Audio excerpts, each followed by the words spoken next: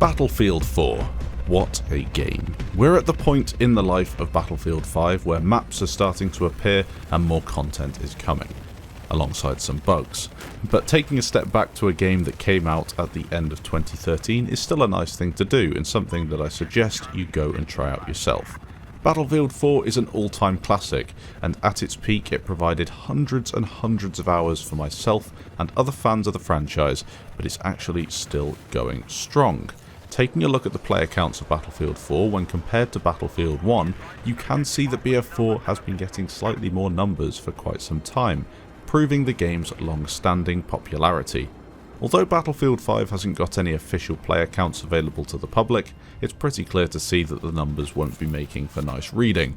That being said, they are probably higher than the numbers we're currently seeing with BF4, but I can't imagine by much.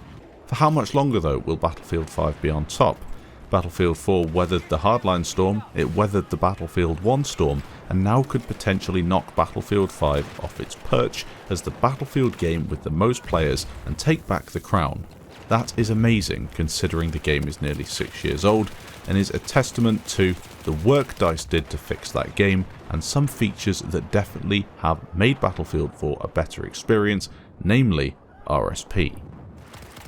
In this video though, I want to take a look at one of the best things that made Battlefield 4 so special, the infantry. I'm not saying that Battlefield 4 has the best infantry gameplay out there, and it might not even be the best Battlefield if you're focusing purely on infantry gameplay alone, but what it did do was create a mix of really fun environments. All Battlefield games have their merits, and Battlefield 4 was the king of producing large-scale, combined arms battles fought over multiple objectives with incredible only in Battlefield moments to boot. There has been much debate about the limited time mode Outpost in Battlefield 5 recently, with many disliking the attempt of including both planes and infantry on the same map. And whilst I do agree that it is incredibly frustrating getting bombed by some carpet bombing Ju-88, it doesn't have to be that way. Battlefield 4 could have included a B-52 spawn at the start of matches for players to jump into and bomb the enemy team in their spawn before they could even get to move, but that would have been silly. I know it's not exactly the same thing as the Ju-88, but it could carpet bomb an entire team at the start of a match a few months ago, and it still has the potential to clear an entire objective with one bombing run. Realistic? Maybe, but fun? Definitely not. This is one of the reasons infantry gameplay can be frustrating on Battlefield 5, but in BF4 there were far less threats from the air. Yes, there were some significant threats on certain maps, such as Caesar's Shanghai with the attack helicopter, and you definitely wouldn't go a game without dying to one, but as I've said in previous videos, the Shanghai attack heli epidemic is more down to poor map design than an overpowered attack heli, and on the other more open maps you can see the attack heli struggle even versus a single infantry player with a lock-on missile. Battlefield 4 also had some significant vehicle balance issues, but for the most part it was just a fun experience, and I'm going to try and work out the reason for that. Battlefield 4 had a mixture of maps, ranging from the large-scale Silk Roads and Golmud railways to the smaller Zavod 311s and Dawnbreakers. You also had a mixture of pure all-out vehicle warfare, with virtually every playable vehicle spawning in base such as Langhang Dam, and then maps with no vehicles at all, such as Operation Locker. It doesn't matter what your playstyle was, you could find something that suited you and then make use of the rental server program, or RSP, to tailor the experience and refine an already quality game.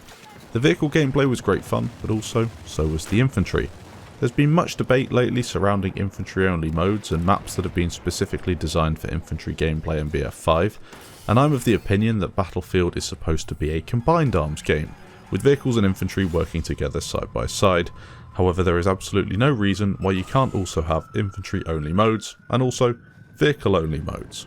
TDM and Domination are the classic infantry modes, but I'd also like to see the return of Gunmaster and even some of the limited time modes we've seen in Battlefield 5 so far, such as Grind.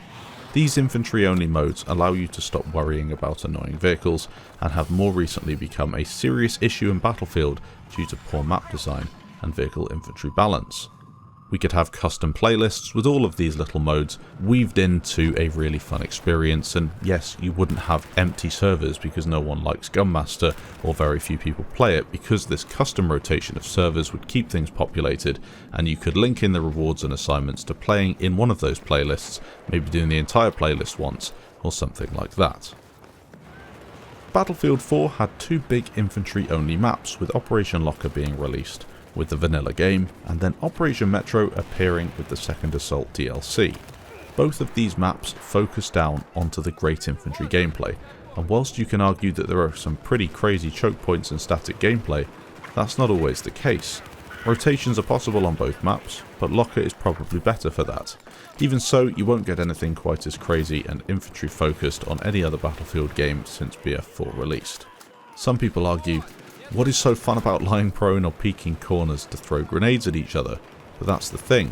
If you think that is what Battlefield 4 Operation Locker is all about, then you're playing it wrong.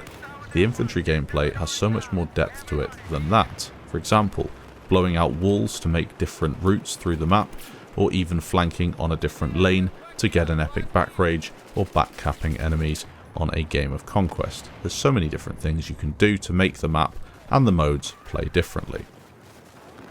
Now, I guess we could see a similar sort of scenario with Operation Underground, which is coming to Battlefield 5 soon. However, it will be severely limited by some of the more annoying mechanics in Battlefield 5, such as the MMGs. Now, BF4 wasn't exactly the best game when it came to gunplay.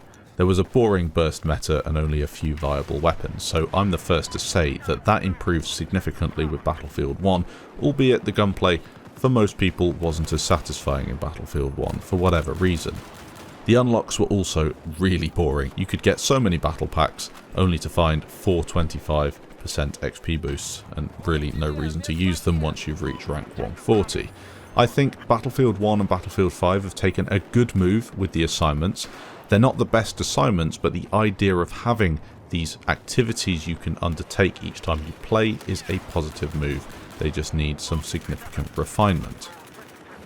I also feel as if certain maps, especially on Conquest, are balanced incredibly poorly in terms of the vehicles, and this is maybe worse on console when it comes to the air vehicles such as the choppers, because the AAs are far less effective on console due to the lack of a mouse to track and aim. It's just more difficult.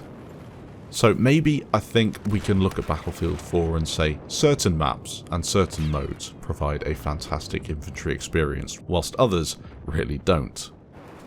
Now, a few things that I just loved and think I should have returned to Battlefield 5 from BF4. The loadouts, they're great fun. Whilst the attachment system needed work in terms of balance, actually being able to customise your weapon was really entertaining and added another level to the game. Battlefield 5's customization system is atrocious. You can't even view the entire weapon before you buy a skin. It's just a complete mess. The UI. Whilst not directly linked to the infantry gameplay, the UI was far better than BF5. Battlefield 5's UI is everywhere, you can't even see half the stuff on screen, and many people have given it a go at creating their own UI and just showing how poor the one in Battlefield 5 is, and they've definitely made improvements just with a little bit of Photoshop work or a couple of changes here and there. I'm pretty certain the BF5 UI designers will know where they've gone wrong, because there's no way anyone can look at that and think it's acceptable. The same goes for the UX in the game. There's so many clicks to get from one point to another.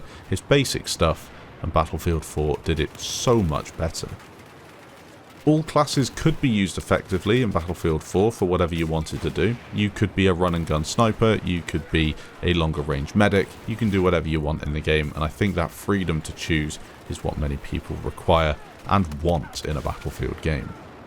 The final thing I want to say, and it's a bit of a catchphrase that I've heard used before, I think Marble Duck used it in the past. In Battlefield 4, you were strong as an individual, but you were stronger as a team. Now that's a really important sentiment for games to be developed on, especially Battlefield games. Not everybody plays in a team, not everybody wants to, not everybody can. And maybe the game hasn't been designed properly to incorporate team play into it. So being strong as an individual is essential. But if you work together with some friends, you're in a squad, and you're working towards an objective or a common goal, then you will become naturally stronger. And that's really, really good. Battlefield 4 did that perfectly. And Battlefield 5 has failed to do that, I think. Maybe you could argue in some cases it hasn't, like the vehicles, you can be stronger if you work as a team, but it's just not the same, and that's why Battlefield 4 was so popular. You jump back onto Battlefield 4 now, and I guarantee most people will have more fun playing in a squad on BF4 than they've ever had in BF5, and it's because it hits some of the basics on the head. Let me know what you think of this in the comments. I do make the odd Battlefield 4 video from time to time, and I have to go back and play it and get some footage, and I do enjoy it every time, so I don't mind doing it, but seeming as though the game is so old, I've pretty much talked about everything there is to talk about. If you have any ideas for Battlefield 3 or 4 content, apart from the top plays that I try and release every week, let me know in the comments and I'll try and do it. Maybe we could do a playthrough series of 0 to rank 140 on BF4, or look at some of the more uncommon loadouts that no one seemed to ever use on BF4. I don't know, let me know in the comments and I'll see what I can do. Thanks for watching, and I'll catch you in the next video.